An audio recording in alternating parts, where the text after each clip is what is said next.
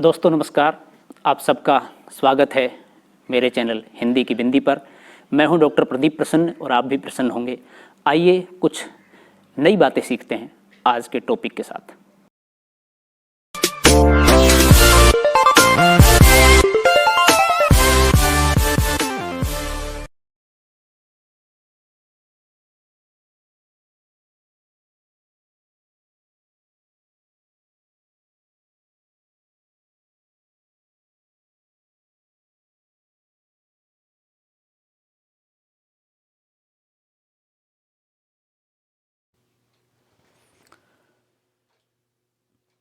विद्यार्थियों, आज की वीडियो हम बना रहे हैं कक्षा 12 की हिंदी पाठ्यपुस्तक अंतरा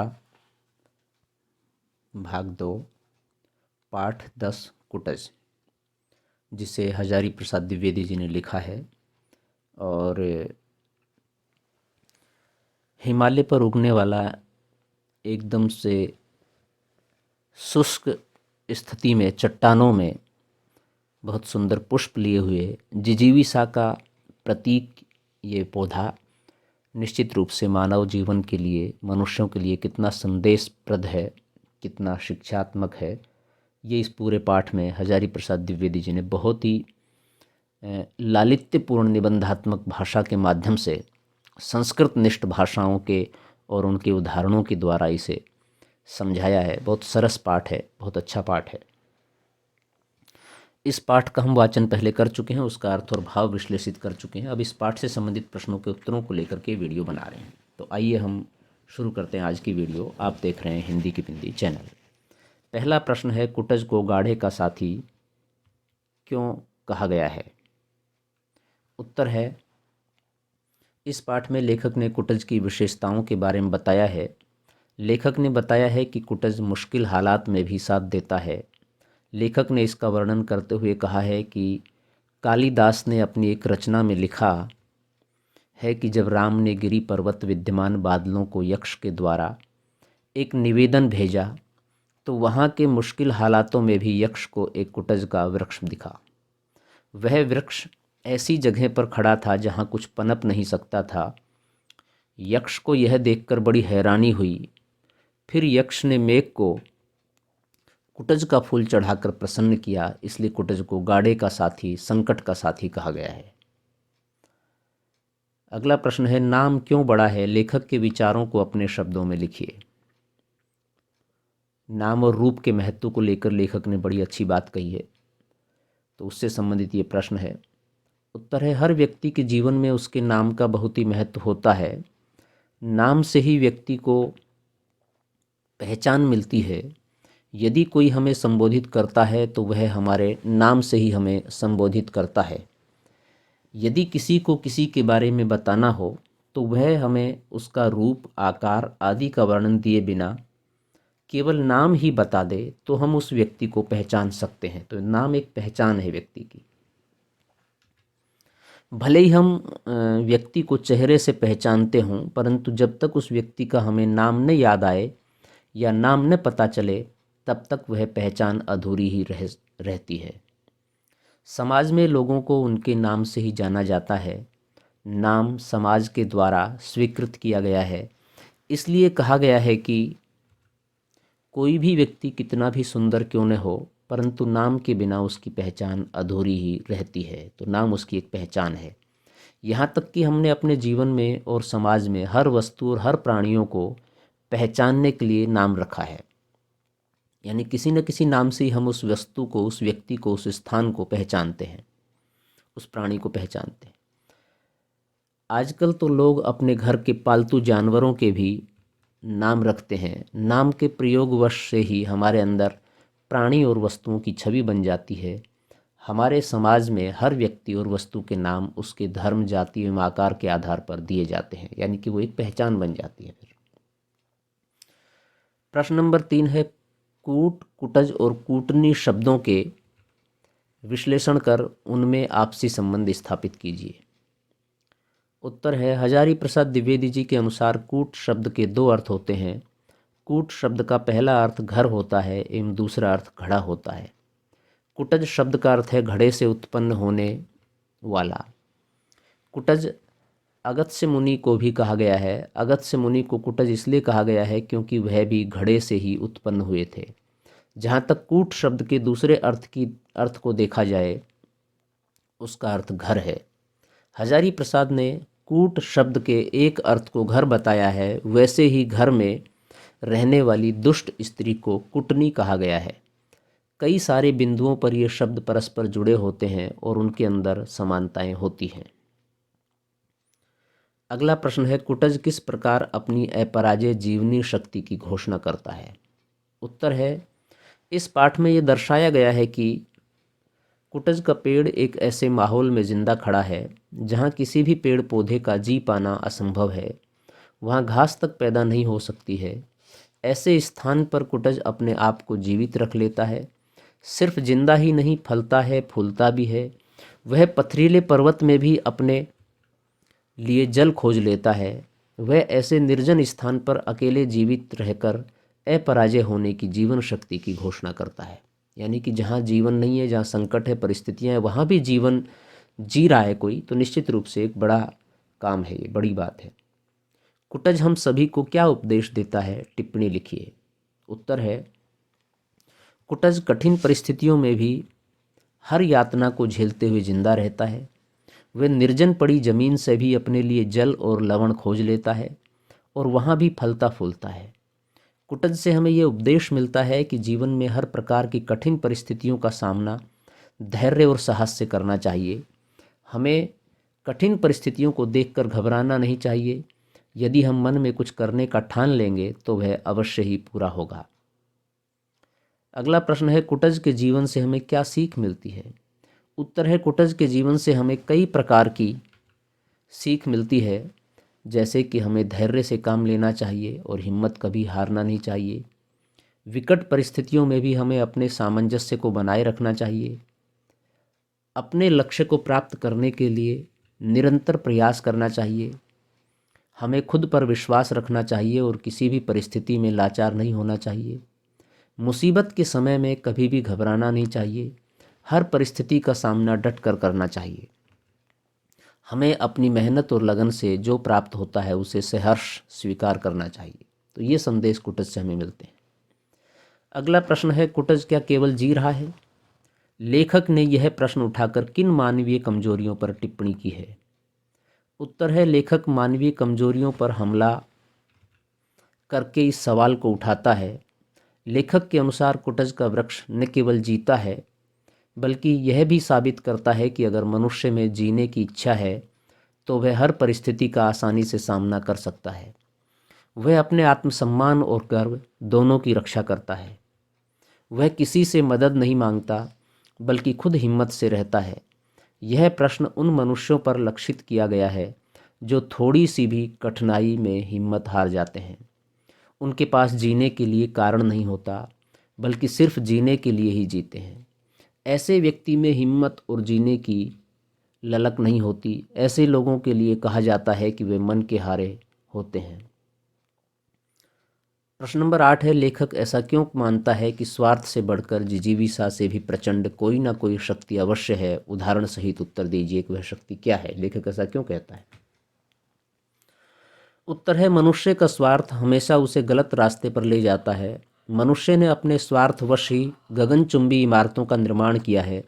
बड़े बड़े पुल, आकाश में उड़ने वाले जहाज आदि अनेक ऐसी चीज़ें बनाई हैं जिनसे उसका लाभ हो। अपने स्वार्थ के लिए उन्होंने ये बनाई हैं। इमारतें बना करके उसमें रहना चाहता है, पुल बना करके उनको पार करना चाहता है, आकाश में उड़ करके अपना रास्ता सुगम करना चाहता है। हमारे जीवन में स्वार्थ की कोई सीमा नहीं है। मनुष्य केवल अपने जीवन को सरल बनाने के लिए अन्य उपकरणों का आविष्कार करता है। उसे दुनिया में अन्य प्राणियों की कोई फिक्र या चिंता नहीं रहती। यह केवल स्वार्थ और जिजीविषा है जो हमें गलत रास्ते पर ले जाती है। इन दोनों की वजह से ही हम खुद को महत्व देते हैं और समाज को भूलते जाते हैं। लेकिन लेखक की नज़रों में स्वार्थ और जिजीविषा से भी बढ़कर एक शक्ति मौजूद है जो हर जातियों का कल्याण करती है। कल्याण की भावना उसे महान बनाती है। ये ऐसी भावना है जो मनुष्य को निस्वार्थ और मजबूत बनाती है। अगला प्रश्न है, कुटज पाठ के आधार पर सिद्ध कीजिए कि दुख और सुख तो मन के विकल्प हैं। उत्तर है, लेखक के अनुसार दुख और सुख वास्तव में हमारे जीवन का एक वास्तविक अंग है। यदि किसी व्यक्ति का दिमाग उसके नियंत्रण में हो, उसकी ज़रूरतें सीमित हो, वह स्वस्थ प्रतीत होता हो, उसे किसी प्रकार का विकार ना हो, तो हमारे समाज में उसे खुश समझा जाता है, क्योंकि कोई भी उससे उसकी मर्जी के बिना परेशान नहीं कर सकता। उस व्यक्ति को हमेशा दुख का सामना करना पड़ता है जो हमेशा दूसरों के कहने पर चलता है या फिर जिसका मन स्वयं के बजाय दूसरों के हाथ में रहता है। दरअसल उसका दुख उसके मन की भ्रांति होती है और वह अपने मन में खुशी पैदा नहीं करना चाहता। वह हमेशा दूसरों के हाथ की कठपुतलियां बनकर रह जाता है और खुद को दुखी महसूस करता है। प्रश्न नंबर 10 है, निम्नलिखित गद्यांश की सप्रसंग व्याख्या कीजिए। कह, कभी कभी जो लोगों पर से बेहया दिखते हैं उनकी जड़ें काफ़ी गहरी बैठी रहती है, यह भी पाषाण की छाती फाड़ कर न जाने किस अतर गहवर से अपना भाग्य खींच लाते हैं। उत्तर है, प्रसंग है, प्रस्तुत पंक्तियां हजारी प्रसाद द्विवेदी के द्वारा रचित निबंध कुटज से ली गई हैं। इस निबंध में लेखक ने कुटज की विशेषता बताई है। लेखक ने ऐसे लोगों की ओर संकेत भी किया है जो स्वभाव से बेशर्म होते हैं, लेकिन यह बेशर्मी उनकी विकट परिस्थितियों से लड़ने का परिणाम होती है। व्याख्या है, इन पंक्तियों के माध्यम से लेखक कुटज और उन व्यक्तियों के बारे में बात करते हैं जो निराधार प्रतीत होते हैं। लेखक कहते हैं कि कुटज अपने सिर के साथ एक ऐसे वातावरण में खड़ा है जहाँ अच्छे से अच्छे लोग एवं वस्तुएं आश्चर्यचकित हो जाती हैं। कुटज पहाड़ों के चट्टानों पर पाया जाता है। इसके अलावा वह मौजूदा जल स्रोतों से अपने लिए पानी उपलब्ध करता है। लोगों को कुटज के वृक्ष से सीख लेनी चाहिए। मनोवृत्ति उन प्रतिकूल से लड़ने का परिणाम है जो कुटज के स्वभाव में देखने को मिलती है। कुछ लोग ऐसे होते हैं जो जीवन की हर परिस्थिति से स्वयं लड़ते हैं। लोग इस प्रकृति को बेहोशी का सबूत मांगते हैं। प्रकृति उनकी रक्षा करती है और उन्हें दृढ़ रहने में मदद करती है। ऐसे लोग अपना रास्ता खुद ढूंढ लेते हैं। ख है, रूप व्यक्ति सत्य है, नाम समाज सत्य है। नाम उस पद को कहते हैं जिस पर समाज की मोहर लगी होती है। आधुनिक शिक्षित लोग जिसे सोशल सेक्शन कहा करते हैं। मेरा मन नाम के लिए व्याकुल है। समाज द्वारा स्वीकृत, इतिहास द्वारा प्रमाणित समष्टि मानव के चित्र गंगा में स्नात। उत्तर, प्रसंग है, प्रस्तुत पंक्तियां हजारी प्रसाद द्विवेदी जी द्वारा रचित निबंध कुटज से ली गई हैं। इस निबंध में लेखक ने कुटज वृक्ष की विशेषता बताई है। लेखक ने कुटज के वृक्ष की तुलना मनुष्य से की है। व्याख्या है इसकी, इन पंक्तियों में लेखक ने नाम की विशेषता का वर्णन किया है। हर किसी के जीवन में नाम का बहुत अधिक महत्व है। एक व्यक्ति की पहचान उसके नाम से ही होती है। भले ही कोई हमें किसी व्यक्ति के रंग और आकार के बारे में कितना ही क्यों न बता दे, परंतु जब तक हमें उस व्यक्ति का नाम नहीं पता चलेगा तो हम अच्छे से नहीं समझ पाएंगे। नाम ही इंसान की पहचान है और नाम से ही इंसान की पहचान होती है। संसार में हर जीव और वस्तु के लिए एक निश्चित नाम दिया गया है। हर किसी का अपना अस्तित्व होता है और हमें हर किसी की पहचान कराना बहुत ही आवश्यक होती है। लेखक कहते हैं कि उनके मन को नाम का अर्थ मिल सकता है और वे इसके लिए व्याकुल हो रहे हैं। गए है, रूप की तो बात ही क्या है, बलिहारी है इस मादक शोभा की। चारों ओर कुपित यमराज के दारुल निश्वास के समान धधकती लू में यह हरा भी है और भरा भी है। दुर्जन के चित्र से भी अधिक कठोर पास शान की कारा में रुद्र अध्यात्म जल स्रोत से भर रस खींचकर सरस बना हुआ है। उत्तर है, पहले प्रसंग है, प्रस्तुत पंक्तियां हजारी प्रसाद द्विवेदी जी द्वारा रचित निबंध कुटज से ली गई हैं। इस निबंध में लेखक ने कुटज की विशेषताओं के बारे में बताया है। व्याख्या, प्रस्तुत पंक्तियों में लेखक ने कुटज की सुंदरता के बारे में लिखा है। लेखक का कहना है कि कुटज का वृक्ष देखने में बहुत सुंदर है। यदि हम वातावरण को देखेंगे तो चारों ओर भयानक गर्मी होगी। ऐसा लगेगा कि मानो यमराज सांस ले रहे हो। कुटज का वृक्ष भी बहुत गर्म है, लेकिन यह झुलसा नहीं है। यह वृक्ष हरियाली से आच्छादित है। इसके साथ ही ये फलदार भी है, फूलदार भी है। ये वृक्ष पत्थरों के बीच से अपनी जड़ों के लिए रास्ता बनाता है। लेखक कहते हैं कि कुटज का पेड़ अपनी ज़िंदगी के लिए हर मुश्किल परिस्थिति से लड़ता भी है और सिर उठाकर जीता भी है। हृदय ना पराजित है, कितना विशाल वह हृदय होगा जो सुख से, दुख से, प्रिय से, अप्रिय से विचलित न होता होगा। कुटज को देखकर रोमांच हो जाता है। कहाँ से मिलती है ये अतोक भयावृत्ति, अपराजित स्वभाव, अविचल जीवन दृष्टि। उत्तर। प्रसंग प्रस्तुत पंक्तियां हजारी प्रसाद द्विवेदी जी द्वारा रचित निबंध कुटज से ली गई हैं। इस निबंध में लेखक ने कुटज की विशेषताओं के बारे में बताया है। व्याख्या।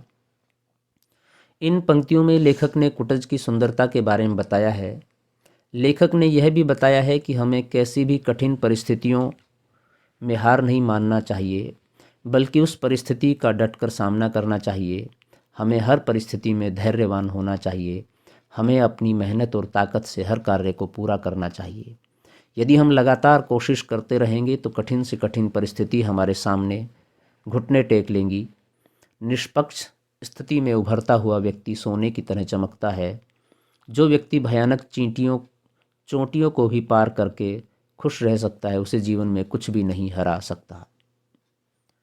तो विद्यार्थियों, कुटज पाठ के प्रश्नों के उत्तरों को लेकर के ये वीडियो थी। वीडियो यहीं पर समाप्त होती है। वीडियो आपने पूरी देखी, उसके लिए आपका बहुत बहुत धन्यवाद। आशा करते हैं वीडियो आपके लिए लाभान्वित होगी। यदि वीडियो अच्छी लगी हो तो इसे लाइक करें, शेयर करें, कमेंट्स करें और हिंदी की बिंदी चैनल को सब्सक्राइब करना न भूलें और बेल आइकॉन को भी दबा लें ताकि सभी प्रकार की वीडियो की सूचना आप तक पहुंच जाएं। पाठ को पहले वाचित कर दिया हमने, अब पाठ के प्रश्नों के उत्तरों को लेकर के वीडियो बना दी। यदि आपके मन में कोई सवाल, कोई जिज्ञासा, कोई प्रश्न हो तो आप कमेंट्स के माध्यम से बताइए, हम उसका समाधान करने का प्रयास करेंगे।